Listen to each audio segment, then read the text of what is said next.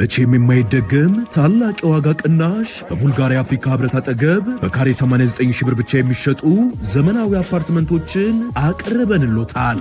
ሰዓቱ እየረፈደ ነው። የልዩ ቅናሽ የሚያገለግለው ለጥቂት ደንበኞች ብቻ ነው። ባለ አንድ መኝታ 81 ካሬ በ5.7 ሚሊዮን ብር፣ ባለ ሁለት መኝታ 111 ካሬ በ7.8 ሚሊዮን ብር፣ ባለ 3 መኝታ 168 ካሬ በ11.8 ሚሊዮን ብር። በአጭር ጊዜ ውስጥ በርካታ ቅንጡ አፓርትመንቶችን ለደንበኞች በማስረከብ የምስጋና ምስክርነት ያገኘው ታማኙ ድርጅታችን ሰመር ሪል ስቴት አሁን ደግሞ ከ20 ካሬ ጀምሮ የንግድ ሱቅ አማራጮችንም አቅርቦሎታል። በተጨማሪም 50/50 የብድር የባንክ አማራጭ አቅርበንሎታል። ታዲያ ምን ይጠብቃሉ? አሁኑኑ በ0923 70 40 49 አሊያም በ0994 00 3949 ላይ በመደወል ፈጥነው ይመዝገቡ። መቼም የማይደገ የትቦር ናጂ ሎጂክ ወይም አመክንዮ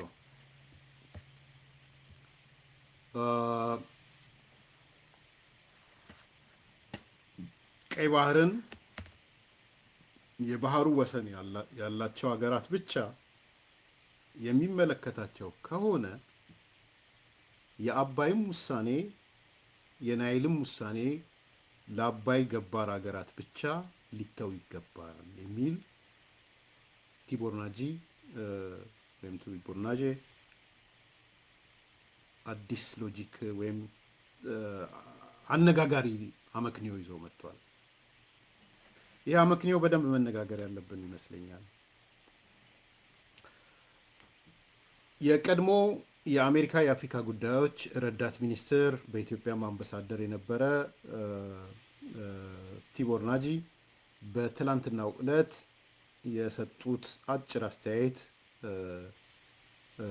መነጋገሪያ ሆኗል።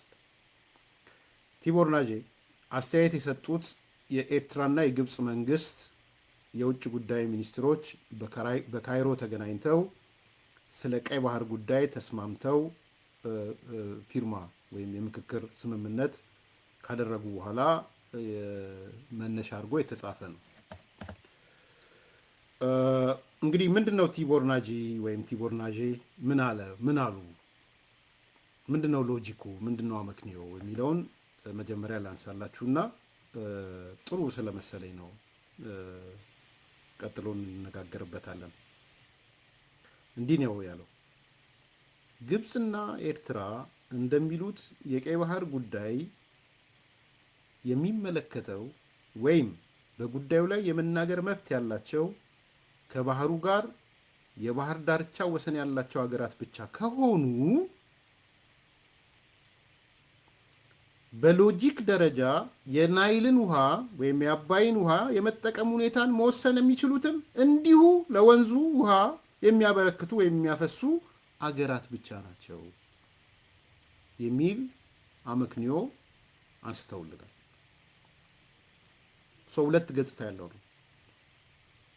ይሄ ከሆነ የኢፍ ክሎዝ አለው ሎጂኩ፣ ይሄኛው ከሆነ ይሄኛው ሊሰራ ይገባል ነው እያሉ ያሉት። ስለዚህ ግብፅና ኤርትራ ምንድን ነው ያደረጉት? ከዛ የግብፅና የኤርትራ ጉዳይ ወደዚህኛው ሲገለበጥ ደግሞ ምን ይመስላል የሚል ነው ውይይቱ ማለት ነው። ሁላችሁም እንደምታውቁት የግብፅና የኤርትራ መንግስት ባለስልጣናት በካይሮ ተገናኝተው ነበረ። ያለፈው ሳምንት ተገናኝተው ውሳኔ አሳልፈዋል። ምንድነው ያሳለፉት ውሳኔ? የግብፅና የኤርትራ መንግስት የቀይ ባህር ደህንነትና የአስተዳደር የሚመለከታቸው የጠረፉን ሀገራት ብቻ ይሆናል የሚል ውሳኔ አሳርፈዋል። ባጭሩ ምን እያሉን ነው? ግብጾች እና ኤርትራዎች፣ ኢሳያስና አልሲሲ ምን እያሉን ነው? ቀይ ባህር ላይ ውሃ የማይደርስ ባህር ዳርቻው ላይ ከሌለ የቀይ ባህር ጉዳይ አይመለከትም።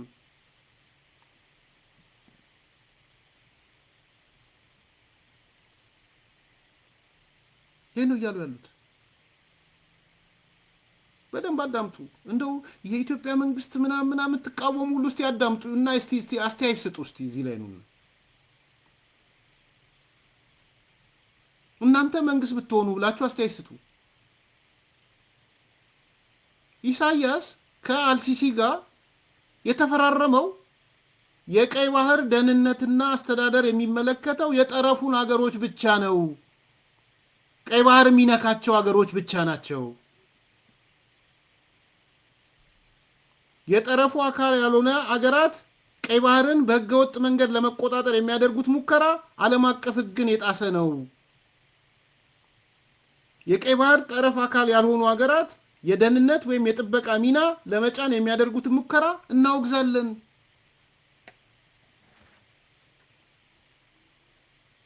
የግብፅ መንግስት ለኤርትራ ሉዓላዊነት ብሔራዊ ትስስሯንና የግዛት አንድነቷን ለመጠበቅ ለምታደርገው እንቅስቃሴ ሙሉ ድጋፉን ይሰጣል። ሞግዚት ሆናለሁ እያለ ነው።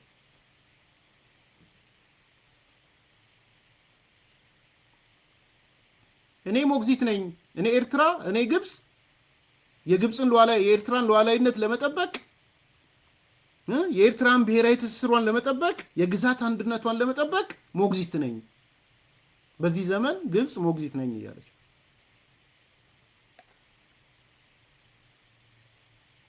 እንግዲህ ይሄ ባለፈው ግንቦት ወር ኢሳያስና አልሲሲ ሲገናኙ የተፈራረሙበት ነው። እንዲህ ይላል ስምምነታቸው። በቀይ ባህር ላይ የሚደረግ የትራንስፖርት እንቅስቃሴ እና የወደብ ትስስሮች የተመለከተ ስምምነት የተፈራረሙት ግብፅና ኤርትራ የቀይ ባህር ጉዳይ የሚመለከተው የቀይ ባህር ጠረፍ ሀገራትን ብቻ ይሆናል። ኢትዮጵያ ስለ ቀይ ባህር አያገባሽም።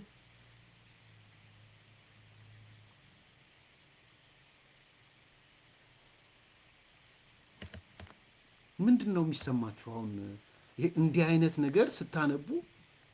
እንደ አንድ ኢትዮጵያዊ ነን የምትሉ ከሆነ እንደነ ትንግርቱ ኢትዮጵያ ምን አባቷ የማትሉ ከሆነ ማለት ነው፣ ወይም እንደ ኦሮሞ ብሔርተኞች ዘረኞች፣ እንደ ትግራይ ዘረኞች ጥንቅር ትበል ኢትዮጵያ ካላላችሁ በስተቀር ምንድን ነው የሚሰማችሁ? ኢሳያስና አልሲሲ ተገናኝተው የኤርትራ ውጭ ጉዳይ ሚኒስትርና የግብፅ ውጭ ጉዳይ ሚኒስትር ተገናኝተው ከጠረፉ ሀገራት ከባህር በሩ ጠረፍ ውጭ ያሉ ሀገሮች ስለ ቀይ ባህር አንዳችም አያገባቸውም የሚል ወሰኑ፣ ተስማሙ፣ ፈረሙ ስትባል ምንድን ነው ህሊናችሁ የሚነግራችሁ?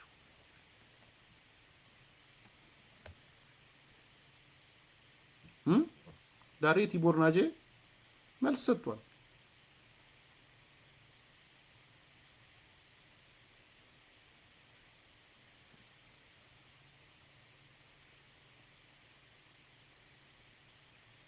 እንዲህ የሚል መልስ ነው። እንደዚህ የምትሉ ከሆነ አለ ቲቦር ናጄ፣ ኦኬ እንደዚህ የምትሉ ከሆነ የአባይ ወንዝ ጉዳይም የሚያገባቸው ውሃውን የሚገብሩ ወይም የሚያበረክቱ ሀገራት ጉዳይ ብቻ ይሆናል ማለት ነው። ምንድነው የምታመጡት? የውሃው ገባሪ ባለቤቶች፣ የውሃውን የሚያበረክቱ ባለቤቶች ስለ አባይ ወይም ስለ ናይል ሌላው አያገባውም ቢሏችሁ ምንድነው የምትሉት ብሎ ነው ቲቦር ናጄ ያመጣው።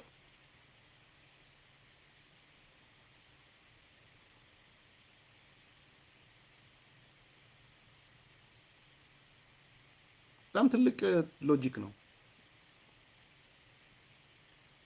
በዚህ ቲቦር ናጄን አመሰግነዋለሁ። አንድ አጀንዳ ቢያንስ በዚህ ደረጃ የአሜሪካ ትልቅ ሰው ነው። በትራምፕ ዘመንም አሁንም መጥቶ አገልግሎ የወጣ ሰው ነው። ተጽዕኖ አሳዳሪም ሰው ነው። የውጭ ጉዳይ መስሪያ ቤቱም የአሜሪካ ያየዋል ብዬ አስባለሁ። ስለዚህ if this is so in logic mathematical 101 logic ወይም የዘጠነኛ ክፍል ማትስ ይሄ ከሆነ what is the other logic ነው እየጠየቀ ያለው ቲቦር ናጄ። ኦኬ አላችሁ። ጠረፉን ያልነካው ሰው የባህር በሩን ጠረፍ ያልነካ ሰው አያገባውም መናገርም አይችልም አላችሁ። ኦኬ እነዚህ ሀገሮች ደግሞ መጥተው የአባይ ወንዝ አመንጪ ነን፣ የአባይ ወንዝ ገባሪዎች ነን፣ የምናበረክትነን፣ ስለዚህ እናንተ ማያገባችሁም ቢሏችሁ ምንድን ነው መልሳችሁ?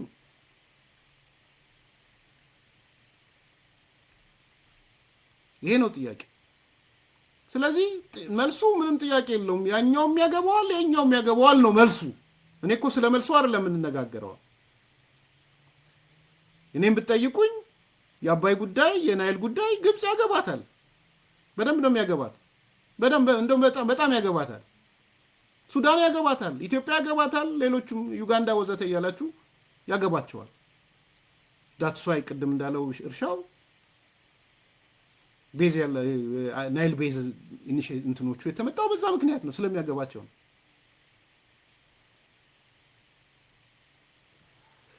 ያገባቸዋል ብለን ስንል ግን ኦኬ በሴም ቶክን እኮ የቀይ ባህር ጉዳይ የሚያገባናል ማለት ነው እኮ በሌላ ሎጂክ።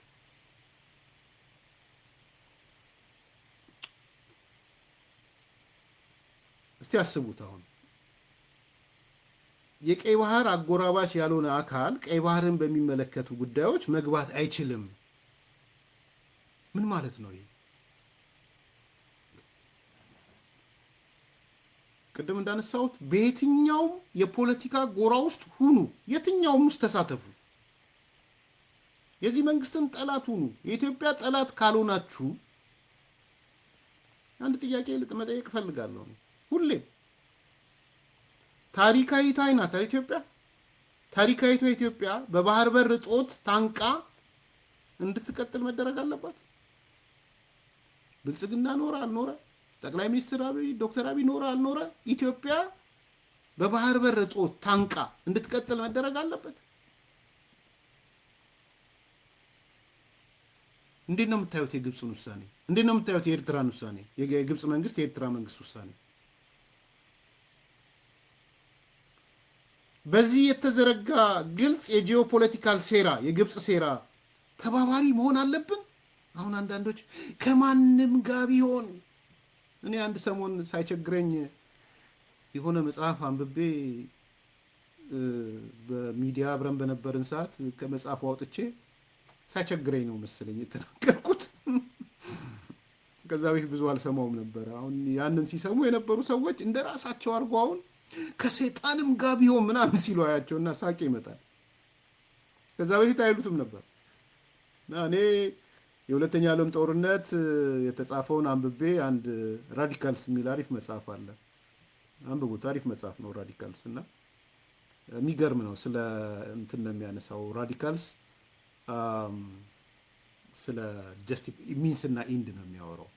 ሚንስን ኢንድ እንዴት ጀስቲፋይ ያደርገዋል፣ ሚንስን ኢንድ ጀስቲፋይ የማያደርገው ወቅት ኢንድ ሚንስን ጀስቲፋይ እንዴት ያደርገዋል፣ ፖፑላር ሙቭመንቶች እንዴት ጀስቲፋይ ይሆናሉ ወዘተ የሚል በጣም አሪፍ መጽሐፍ ነው። ዘ ራዲካልስ። ከፈለጋችሁ መጽሐፉን አሳያችኋለሁ ሌላ ቀን፣ አንብቡት። እና እዛ ላይ አንዱ ይሄ ሚንስና ኢንድን ጀስቲፋይ የሚያደርገው ነገር በጣም ጥሩ ምሳሌ አድርጎ ያመጣው የእንግሊዙን ጠቅላይ ሚኒስትር ነው በወቅቱ የነበሩትን። እና ዊንስተን ቸርችል በቃ በግራ በቀኝ ሲጮሁበት ከአይዲዮሎጂ ጋር ተያይዞ እንዴት ከስታሊን ጋር ተቀናይተን ሂትለርን እንምታው ትላለህ ብለው በግራ በቀኝ ያሯሯጡት እና እሱ መጥቶ ያን ቃል ተናገረ። ከሰይጣንም ጋር ቢሆናል እሱ የራሱ ሎጂክ ነበረው። ሎጂኩም ሰርቶለት ኦፍ ኮርስ አሸነፈ። በኋላ ግን ያው አባረሩት ዊንስተን። እንደምታውቁ ከምርጫ ሲካሄድ ተባረረ ዊንስተን። ያን የሚያክል ትልቅ መሪ እንግሊዞች አባረሩት በምርጫ።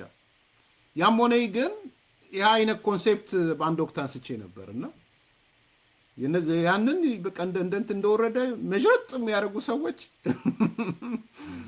አሁንም እየመጡ ከሰይጣንም ጋር ቢሆን ምናምን ሲሉ ሰማቸዋል። ከማንም ጋር ቢሆን እያሉ አሁን ከግብፅም ጋር ሆነ ከማንም ጋር ቢሆን ይባላል። ምን ማለት ነው ከማንም ጋር ቢሆን ማለት? ግብፅ ማንም ናት እንዴ? ኢትዮጵያ ከየትኛውም የባህር በር መቅረብ የለባትም ብላ የኢትዮጵያን የኤግዚስቴንሻል ትሬት ደቅና የተቀመጠች ሀገር ከማንም ጋር ቢሆን ትላታለ እንዴ? እንዴ ምንድን ነው ማንም? ራሱ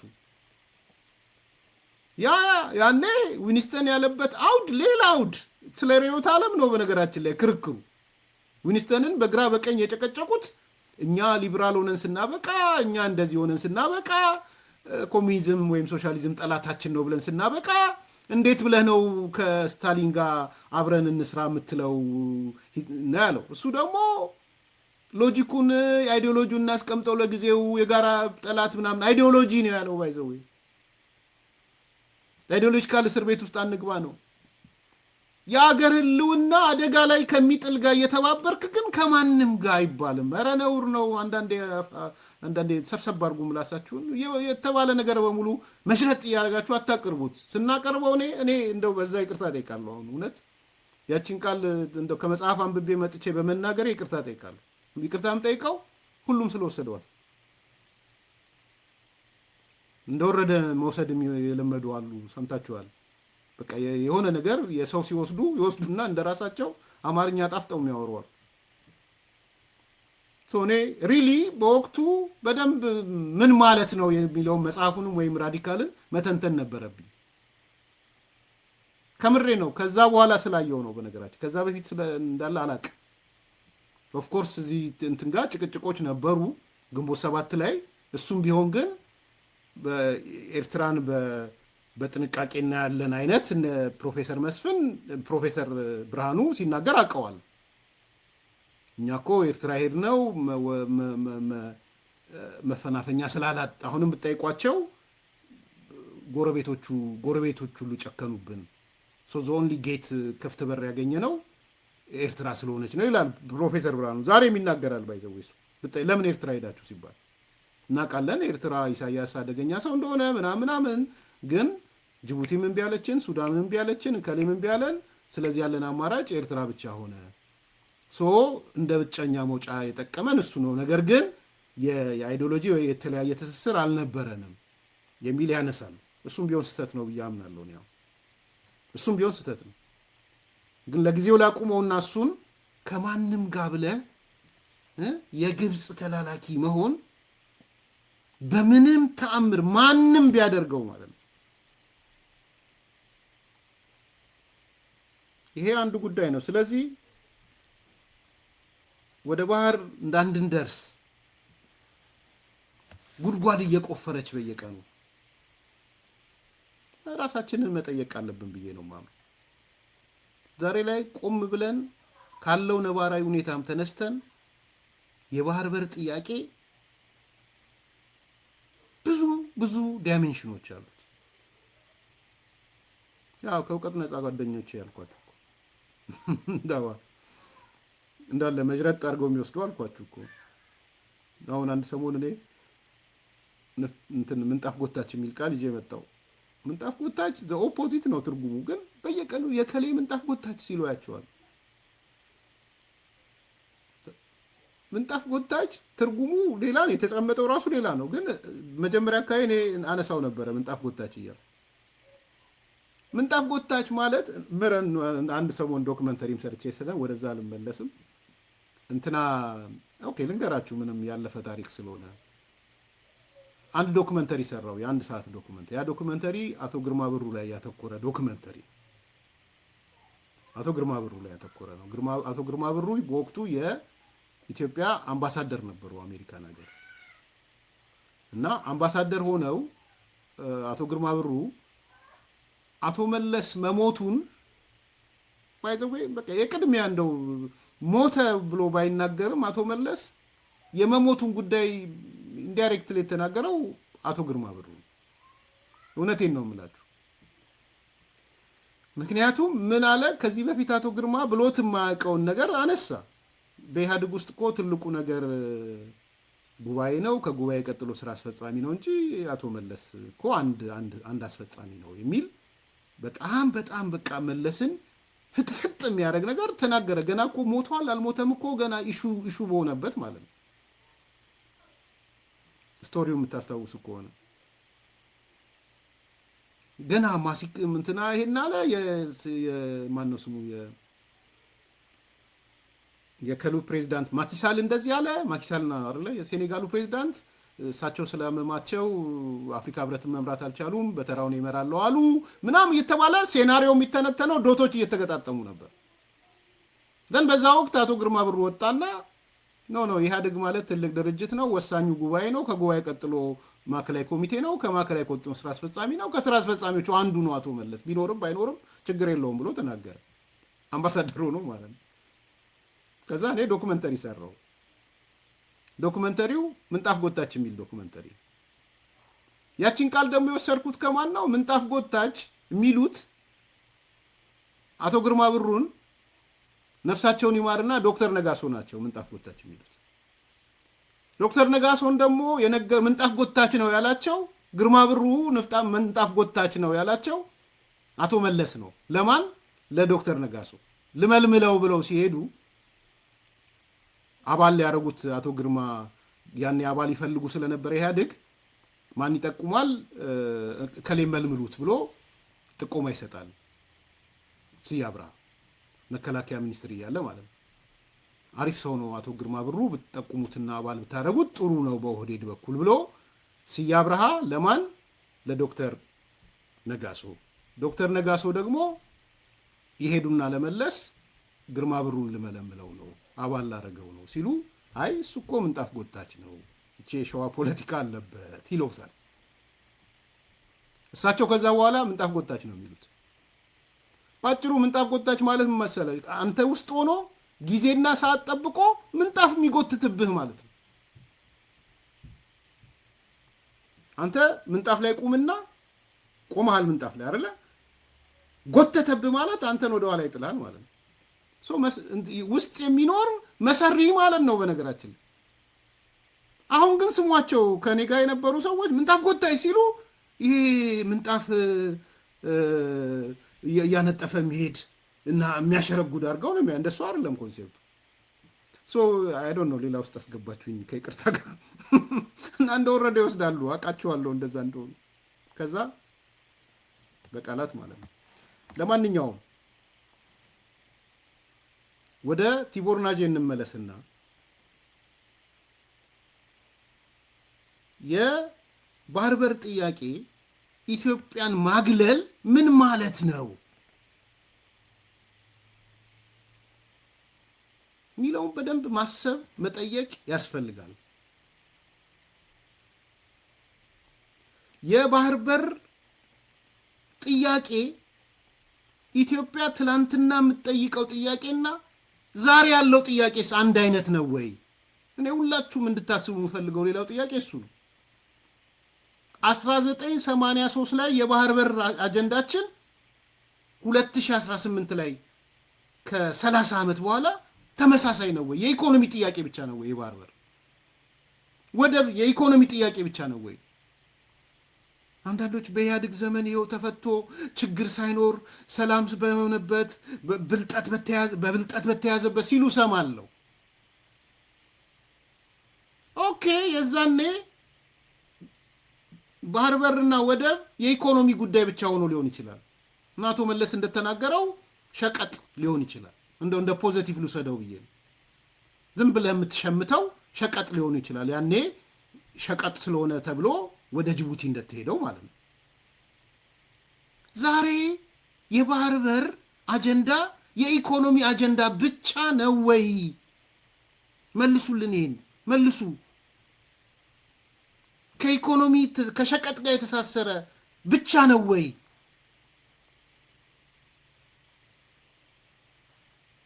ኮር የሆነው ጥያቄ ዛሬ መጠየቅ የምፈልገው ይህን ጥያቄ ነው። በእርግጥስ አንዳንድ ሰዎች ሄዳችሁ 83ን አቶ መለስን ስታነሱ በብልጠት የተያዘ በሰላም የተያዘ አገሪቷ ሰላም በሆነችበት ምናምን ስትሉ ስለማይ ያኔ 83 የነበረውና 2018 ያለው የኢኮኖሚ ጥያቄ ያኔ የተደረገው ዛሬ ኢኮኖሚ ብቻ ነው ወይ? እንደው ነበር እንኳን ብለን ብናስብ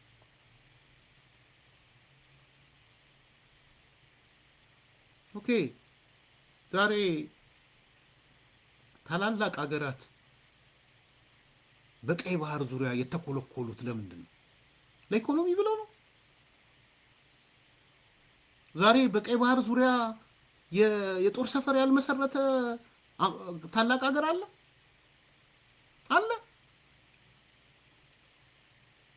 እስቲ እንደው ራሳችሁን ጠይቁ። ትልልቅ የሚባሉ ታላቅ ሀገሮች አሜሪካን ጨምራችሁ ሌሎችም እንደው ሌላ ቦታ ሁሉ የሌላቸው በቀይ ባህር ዙሪያ የጦር ሰፈር ለምን መሰረቱ? ቢኮዝ ኦፍ ኢኮኖሚ። ብዙ የባህር በር የማትወደው ሶቪየት ህብረት ምስራቅ አፍሪካ ላይ መታ የባህር በር ስትመሰረት ለኢኮኖሚ ብላ ነው እንዴ? ራሳችንን ነው እኮ መጠየቅ ያለብን። ለምንድን ነው ሰፍ ብለው ከአሜሪካ ጀምሮ ለምንድን ነው መተው የቺም ትንሿን ጅቡቲ የምታክል ሀገር ላይ 7-8 ሀገራት የባህር በር የጦር ሰፈር የመሰረቱት?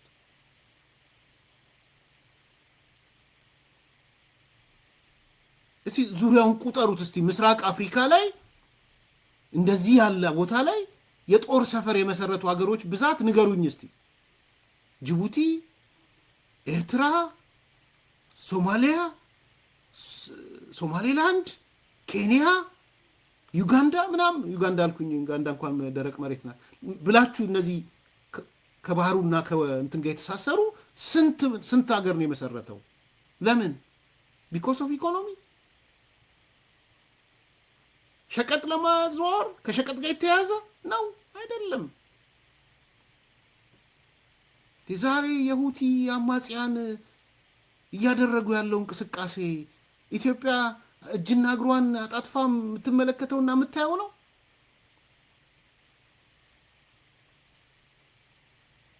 ነገ ከነገ ወዲያ እነዚህ አማጽያን የሚያደርጉት የሚወስዱት እርምጃ ዛሬ ሳውዲ አረቢያ ላይ እየመጡ አይደል? ሳውዲ አረቢያ ዛሬ ሮጣ እየመጣች እርምጃ እየወሰደች ያለችው ምንድን ነው? ዛሬ ጀምራለች መሰለኝ መምታት የመን ላይ።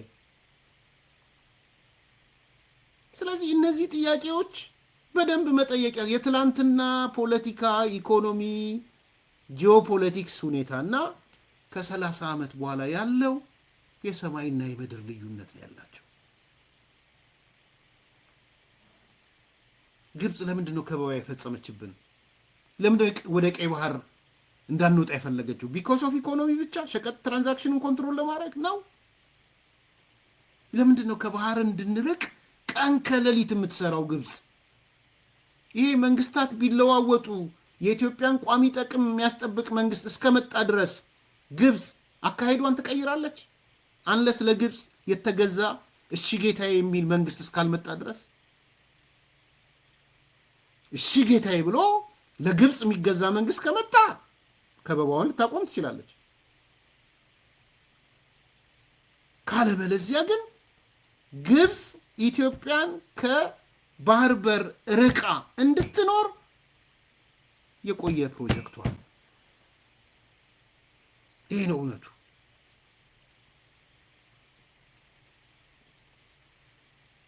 የሚያሳፍረው የሚያሳዝነው ዛሬ ለግብፅ ኤርትራ ብቻ አይደለችም እያገዘች ያለችው።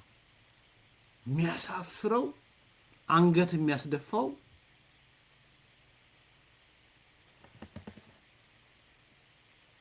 የእናት ጡት ነካሽ የሚል ቃል ብዙ ጊዜ አልወደውም ነበር፣ ግን ተገቢያቸው ነው ብዬ ነው ማስበው።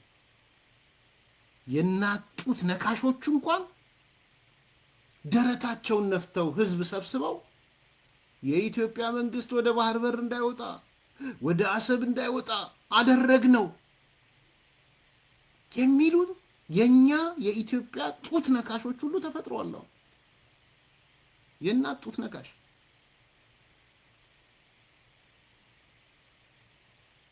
ኩራት ህዝብ ሰብስበ የራበው ህዝብ ሰብስበ ግራ የገባው ህዝብ ሰብስበ ደረትን ነፍተ የኢትዮጵያ መንግስት ወይም የብልጽግና መንግስት ወደ አሰብ እንዳይሄድ ወደ ባህር በር እንዳይሄድ አደረግነው ብለ የሚናገሩ የእናት ጡት ነካሾች ተፈጥረዋል። አሳፋሪዎች፣ የዘመን ትንሾች ናቸው። ባይዘው ይሄ በኢትዮጵያ ዘመን ውስጥ እንዲህ አይነት ቡድን የሚፈጠር አይመስል የዘመኑ ትንሽ ቡድን ነው። በቃ የክፍለ ዘመኑ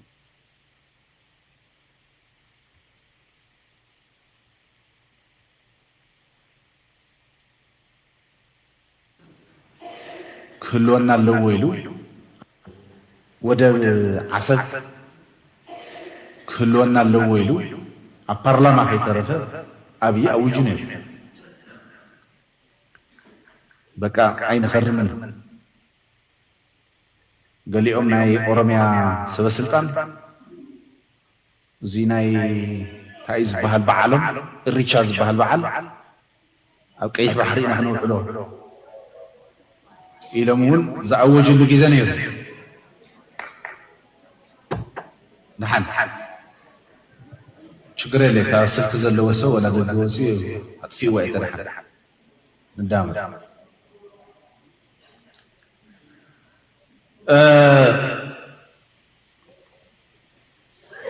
تاكينات ليس ترف لنبرت تمثل نيرا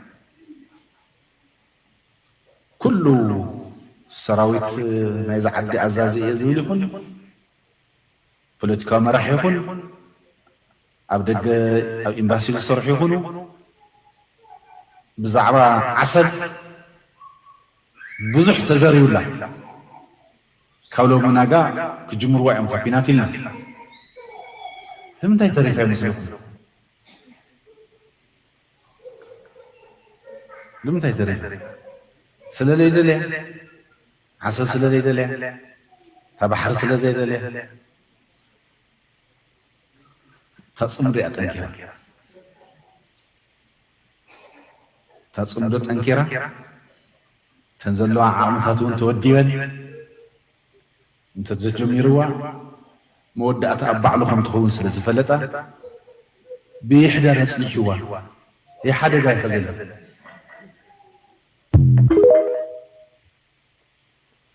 يا زمن يكفل زمن تنشوش لا بك يكفل زمن وتنشوش النزينات يناتو تنكاش እንደው ቃሉ ያኔ ደርግ ሲጠራው ዝግንን ይለን ነበር ብለን ብምሳናቀው ግን እነዚህ ከነዚህ በላይ የናጡት ነካሽ የለም በነገራችን ለምን ይመስላችኋል አሰብ ስለሌለ ነው ቀይ ባህር ስለሌለ ነው አሰብ እንሄዳለን ብለው የኦሮሞ ባህል የሆነውን ኢሬቻ ምናምን ባህር ቀይ ባህር እናከብራለን ብለው በፓርላማ በምክር ቤት ወስነው ተኮላሸባቸው ለምን ይመስላችኋል ጽምዶ እኮ ስለፈጠርን ነው እኛ ነን ያስቆምናቸው አሁን ለነዚህ ምስኪን ሽማግሌዎች እነዚህ የሆነ የምግብ ረሃብ ያለባቸው ሰዎች የሚመስሉ ጭንቅ ያላቸው የሚመስሉ ሰዎች የጨነቃቸው ሽማግሌ ወጣቶች እንኳን አይደሉም ስብሰባው ለነዚህ ህወሓት ጠርቶ ስብሰባ የሚነግረው ይሄን ነው ሰው cares about ቀይ ባህር ምናምን እነዚህ ሰዎች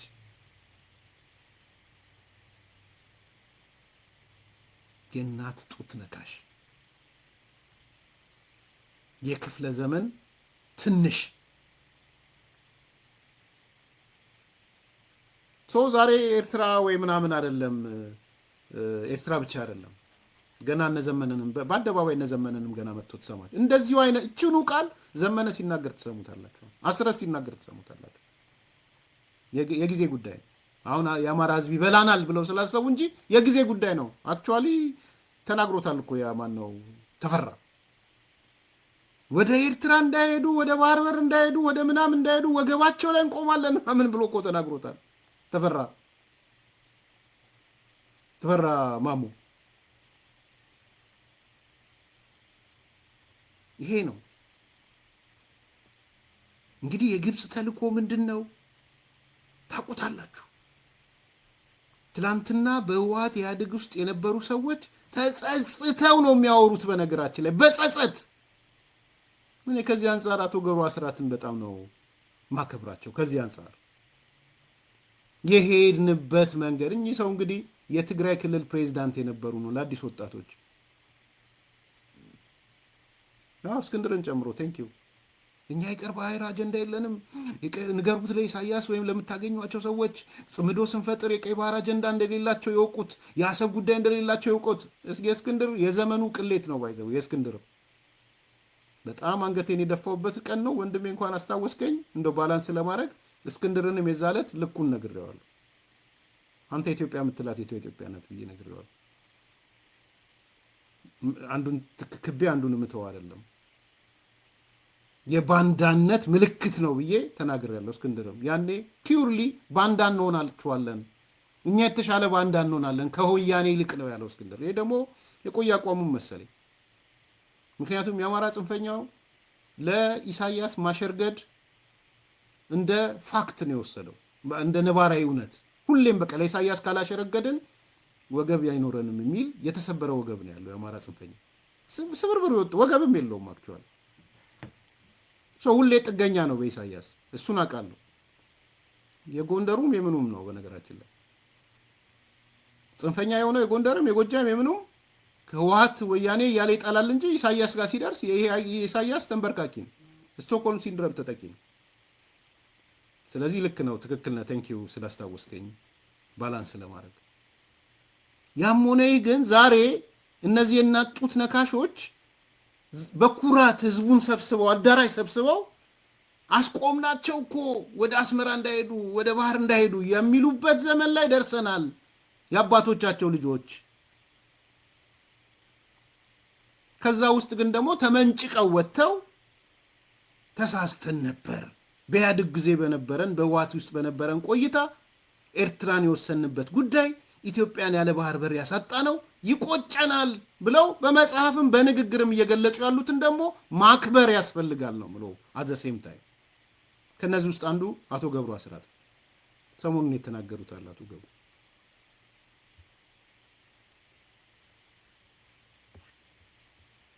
ኢትዮጵያ የባህር በር ገባታል ብዬ መጽሐፌ ላይ ማስቀምጫለሁ ከ10 ዓመት በፊት።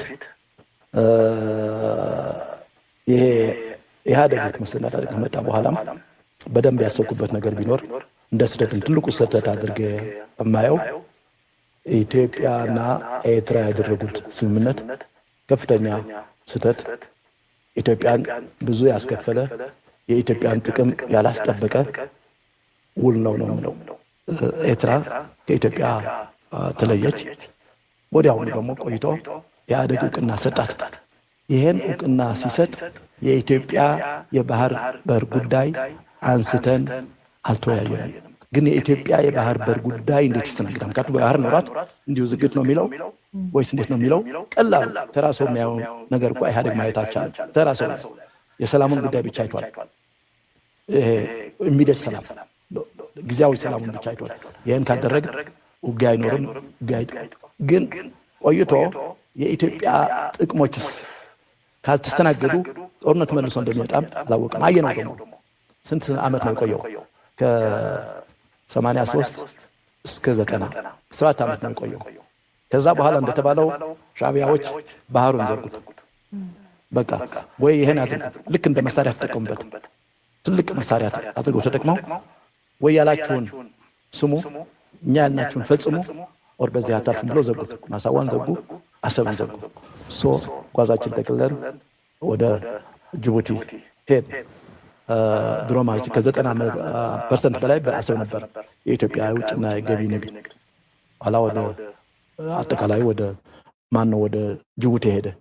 ይሄ የኢህአዴግ መሰረታዊ ስህተት፣ አንዱ ስህተት ማለት ነው በሀገር ደረጃ ይሄ ነው። ጥቅሙን በደንብ አላስጠበቀም። ጥቅሙን አይቶ አልተከራከረም። ስለዚህ አሳልፎ ሰጥቷል። ይሄን ባህር ይሄ ስህተታችን ነው። ይሄ ትልቅ ስህተት ነው በኢህአዴግ ትልቁ ስህተት ይሄ ይመስለኛል። እና ይሄ መንግስት አሁን የጀመረው ነገር አለ። በቅርቡ ጊዜ ሰምቻለሁ። ይሄ መንግስት የባህር በር ይገባኛል የሚል በሁለት ደረጃ ይገባዋል። አንዱ በዓለም አቀፍ ስምምነት በቬናው ስምምነት መሰረት የመጠቀም መብት አለው። የባህር በር የሌለው ሀገር ባህር የመጠቀም ሙሉ መብት አለው። ይሄ ስምምነት ነው። የቬና ስምምነት 985 ዓመተ ምህረት የተደረገ ስምምነት ነው። ሌላ ደግሞ ይገባኛልም ሊጠይቅ ይችላል። ከህግ አንጻር፣ ከታሪክ አንጻር፣ ሁሉንም አመዛዝኖ መጠየቅ ይችላል። ብልሃት ይጠይቃል፣ ጥበብ ይጠይቃል። በጣም ስሬስ የሆነ ነገር ይጠይቃል። እንዲያውም የራሱም የባህር በር አስመላሽ ዲፓርትመንትም መኖር አለበት ይላሉ። ኢቭን ሚኒስትሪ ይባል ኮሚሽን ይባል ምናምን ያስፈልገዋል። ጀስት ይገባናል የሚለው ነገር ግን ማስረገጥ በጥናትም ከህግም አንጻር ከፖለቲካም አንጻር ከታሪክም አንጻር ማስረገጥ ነው ዋናው ነገር። ይሄ ነገር ደግሞ ዝም ብሎ መቆየት ሳይሆን ለአፍሪካ ህብረት መቅረብ አለበት። ምክንያቱም ጀስት ነጻ ስትወጣ ኤርትራ የኛ ጥቅም ነገር መቅረብ አለበት። ለተባበሩት መንግስታትን መቅረብ አለበት። ለሌሎች መንግስታትን በተናጠል መቅረብ ያለበት ፍትሃዊ ጥያቄ ነው፣ ህጋዊ ጥያቄ ነው የሚል አለኝ እኔ። ስለዚህ እንደዚህ ነው መቅረብ ያለበት። ጊዜ ወስዶ ግን ኢትዮጵያ የባህር በር ማግኘት ያለባት ይመጣሉ። እነመለስ ይሄን የኤርትራ ጉዳይ ጎልቶ እንዳይወጣ ወደፊት እንዳይመጣ የባህር ጉዳይ ከኤርትራ ጋር የተፈተነበት መንገድ አግባብነት ኤርትራውያን በተለይ ሻዕቢያ በእኛ ላይ የደረሰው ጫና ይሄ በአገር ውስጥ ጎልቶ እንዳይወጣ ቦናፓርቲዝም የሚል ማታለያ ይዘው መጡ። ቦናፓርቲዝም የሚል እና ይሄን የሚቃወምን ቦናፓርቲስ ነው። አሁንም እየተቀበሉ ይላሉ። እስካሁን ድረስ ምንድነው የሚባለው? በውቤ ዘመን የደነቆረ ውቤ ይሙት ሲሉ እንደሚባለው አሁንም ድረስ እንደዚያ የሚላሉ አሁንም አሉ እንደዚያ የሚሉ የሚከራከሩ። ትክክለኛው ነገር አቤታዊ ዲሞክራሲ ነው፣ ልማታዊ መንግስት ነው። ልማታዊ መንግስትም አልነበረም፣ ዲሞክራሲያዊ መንግስትም ሁለቱም አልነበረው።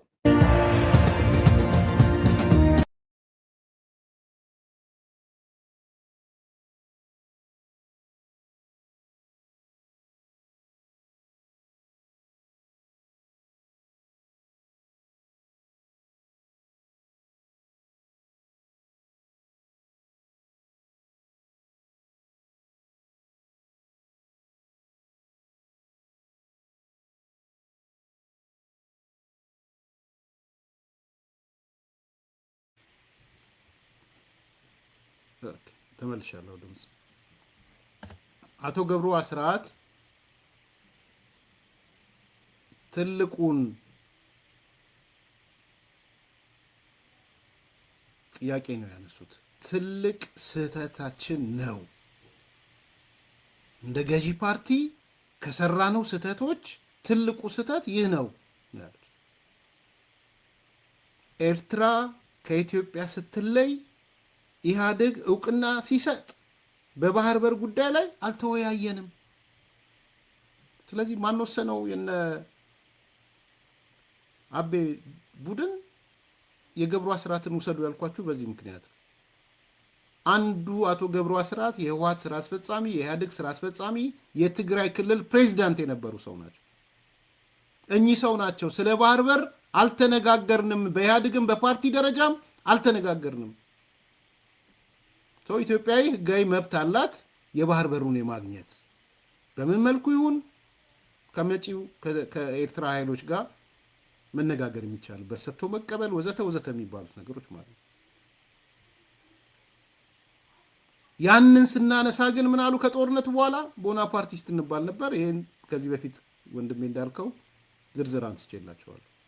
ቦናፓርቲዝም የገዢ መደብ ተፈጠረ በሙስና ምናምን የሚል ነገር ነው የተነሳ።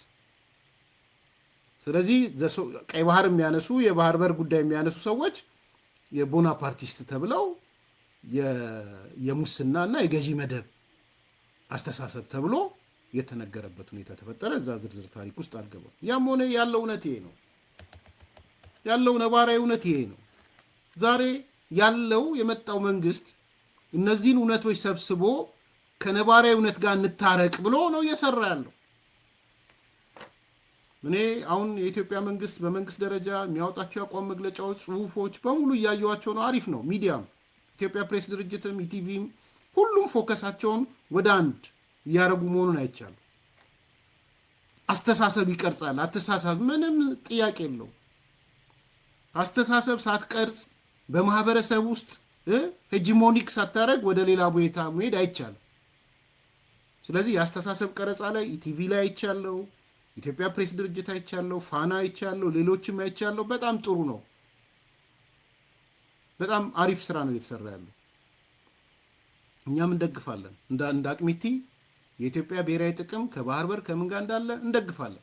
የቆዩ ታሪኮችን መዘን እያመጣን በምንችለው መጠን እናሳያለን። ተጠቀሙበት። እናንተም ለምሳሌ ዛሬ ከዚህ በፊት ያሳየሁት ዛሬ ብትጠቀሙበት ጥሩ ይመስለኛል። እና ፎርቅም ውይይት የምታደርጉ ቲቪ ላይ ክሪቲካል የሆኑ ዲስከሽን ተጠቀሙበት።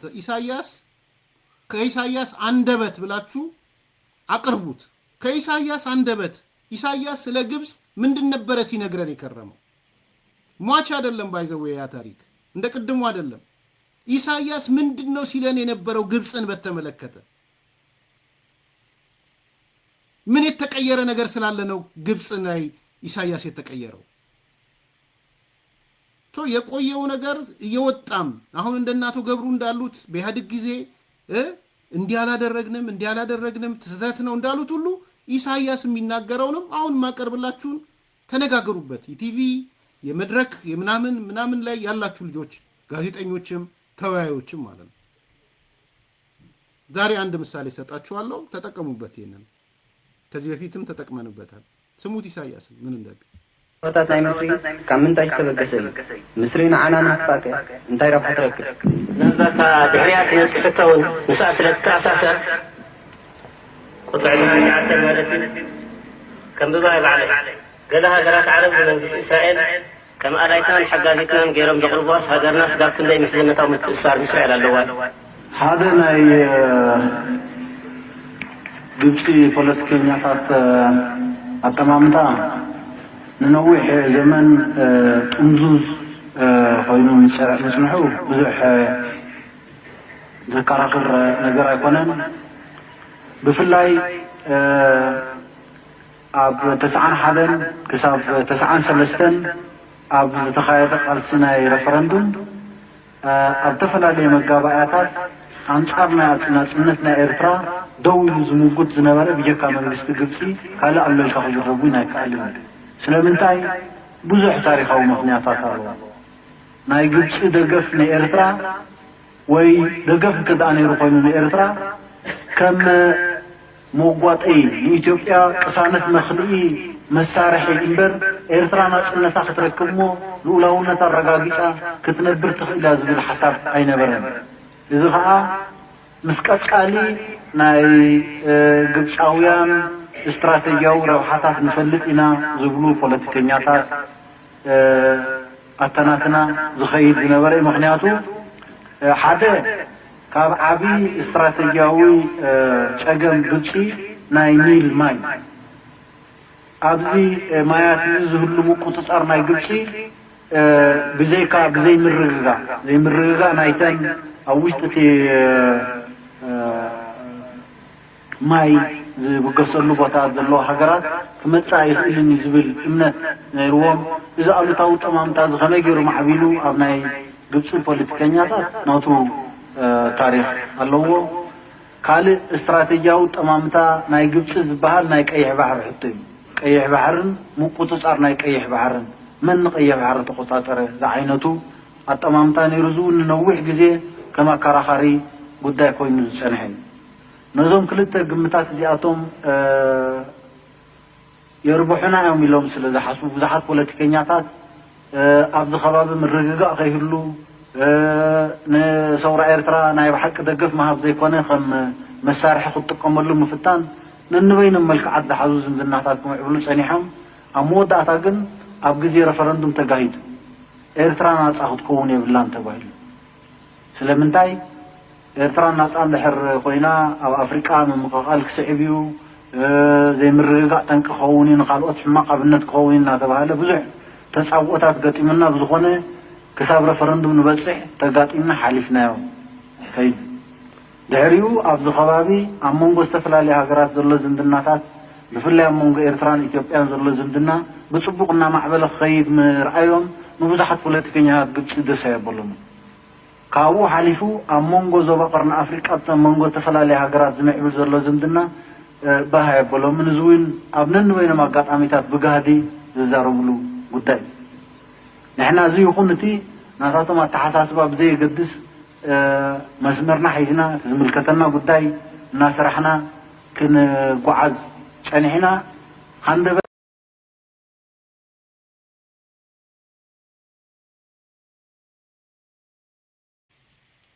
ይሄ ብዙ ኢትዮጵያውያን ልትጠቀሙበት የሚገባ ድምጽ ነው። የኢትዮጵያ የመንግስት ሚዲያዎችም ሌሎች ሚዲያዎችም በደንብ ተጠቀሙበት። የምሬን ነው። በጽሁፍም በአርቲክል መልኩ ማውጡት። የግብጽ ተልኮ ምን ነበር የሚለው ነው እኮ ኢሳያስ የሚያብራራው፣ ሌላ ነገር እኮ አይደለም። መጀመሪያ ሰሞን ግብጽ ኤርትራ ሀገር እንድትሆን አይፈልጉም ነበር። የማይፈልጉበት ምክንያት ሁልጊዜም ኤርትራን ተጠቅመው ኢትዮጵያ እየተበጠበጠች እንድትኖር ማለት ጦርነቱ እንዲያልቅ አይፈልጉም ነበር ነው እያለ። ጦርነቱ ካለቀ ኢትዮጵያ ሰላም ምናምን ከሆነች የግብጽ ጥቅም ይቀራል። ዛሬ ሱዳን ላይ የምታይ ባይዘው በኢትዮጵያውያን ሱዳንን ይዋት ሱዳን ሰላም እንዳይሆን ግብጽ ትፈልጋለች ስንል ከባዶ ሎጂክ አይደለም። ግብጽ ውስጥ አልቡርሃን አሸንፎ ሙሉ ሰላም ቢመጣ ለግብጽ አደጋ ነው። ሄሜቲ አሸንፎ ሙሉ ሰላም ቢመጣ ለግብጽ አደጋ ነው። ሄሜቲና አልቡርሃን ሁልጊዜም እየተጋደሉና ያልተረጋጋውን ለግብጽ ድል ነው፣ ለግብጽ መንግስት። ስለዚህ ስቶሪው የግብጽ መርሆ የተቀመጠው ኢትዮጵያን በማበጣበጥ ሱዳንን በማበጣበጥ የተመሰረተ ጥቅም ላይ የተመሰረተ ነው። እነዚህ ሀገሮች በተበጣበጡ ቁጥር ለኢኮኖሚ አያስቡም፣ በተጋደሉ ቁጥር እድገት አያስቡም። ካልተጋደሉ ግን ሰላም ከሰፈነ ግን እድገት ልማት ሊያስቡ ነው። ኢሳያስ ነው ይሄን የመሰከረው። ሁልጊዜ በጦርነት ውስጥ እንድንኖር ኤርትራን የጦርነት መጠቀሚያ ሆና ኢትዮጵያን እየበጠበጠች እንድትኖር ነበረ የሚፈልጉት። ይሄን ነው እያለን ያለው ኢሳያስ። ቀጠለናስ ኤርትራ ነፃ ከሆነች በኋላም ሰላም ይሰፍናል በሚል እንደ ማስፈራሪያ ኤርትራን መውሰድ ፈለጉ።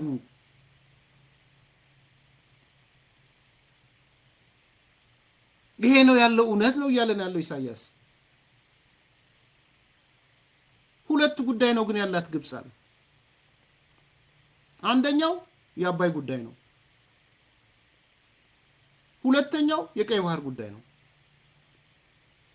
የአባይ ጉዳይ እንዳይረጋጋ ከተረጋጋ አባይ አገሪቱ ከተረጋጋ የአባይን ጉዳይ ኢትዮጵያ ታነሳለች፣ ሱዳንም ታነሳለች። ስለዚህ ኢሳያስ እየነገረን ያለው የግብጽ መሰረታዊ ስትራቴጂክ ጥያቄዎች ሁለት ናቸው፣ የአባይ ጉዳይና የቀይ ባህር ጉዳይ ነው። ይሄ ኢሳያስ አፈወርቂ አንደበት ነው፣ የኔ አንደበት አይደለም። ስለዚህ እንደዚህ አይነት ሎጂኮቹን ያነሷቸውን ሎጂኮች መጠቀም አስፈላጊ ነው ብዬ ነው ማምነው። የነ ገብሩ አስራትን መጠቀም አስፈላጊ ነው ብዬ ነው ማምነው።